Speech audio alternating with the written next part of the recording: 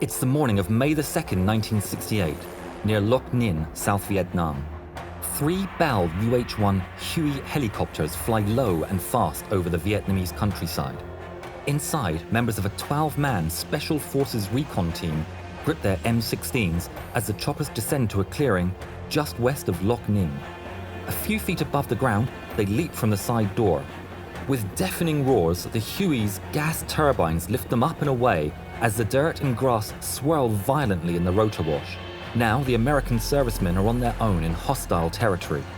Less than 100 yards away, nearly 1,000 well-camouflaged North Vietnamese soldiers crouch in the tree line.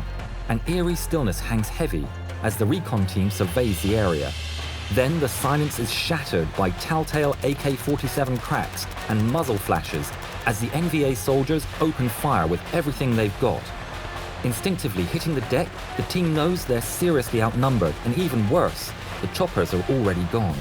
Their mission had been to gather intelligence about NVA and Viet Cong troop strength. Now, it's a matter of life and death. Streams of hissing AK rounds fly overhead and pierce the dirt and vegetation all around them.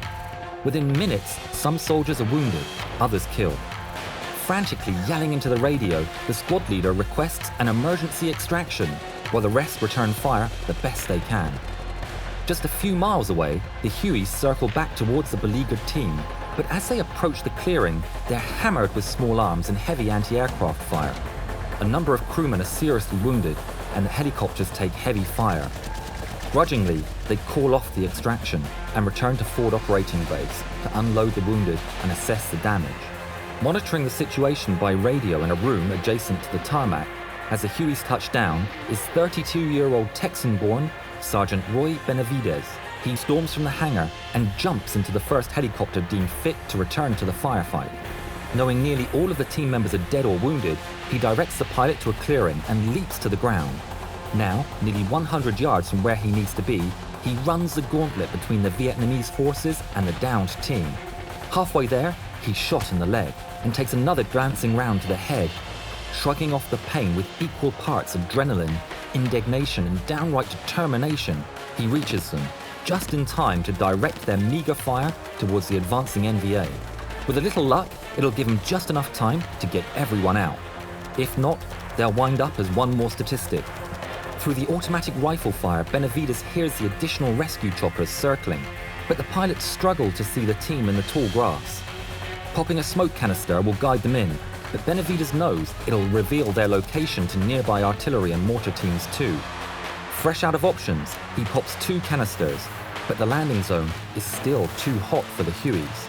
The closest they can get is 50 yards away, maybe more. Bleeding badly and in excruciating pain, Benavidez single-handedly drags the wounded men to the waiting choppers, one by one. But the hail of bullets is intensifying, and the Vietnamese have edged to within hand grenade range. Now, with half the team safely in the Hueys, the fearless pilots guide the machines closer to the remaining few, who are mere yards away, as Benavidez runs alongside, blazing away at the enemy. Instead of jumping in himself when nearly all the fallen soldiers are on board, Benavidez scrambles to recover the body of the dead team leader and the classified documents he was carrying, lest they fall into NVA hands. But when he's within a few yards of the waiting chopper, he's hit again, and a well-placed grenade sends hot shrapnel into his back. Things couldn't possibly get any worse, except they do, when the pilot of a nearby helicopter is hit, causing it to spin around its propeller shaft before crashing into the ground. Now, with multiple bullet wounds, a back full of steel, and losing blood by the pint, Sergeant Benavidez makes his way to the wreckage and hastily organizes the survivors into yet another defensive perimeter before pulling the crew from the smoldering wreckage. The situation worsening by the second and ammo running dangerously low, Benavidez finds a working radio and calls in airstrikes and cover fire from the gunships that have just arrived on the scene. For his troubles, while administering first aid to a fellow soldier, he's wounded again, this time in the thigh, but he drags his comrade to a waiting helicopter, and he's not done yet.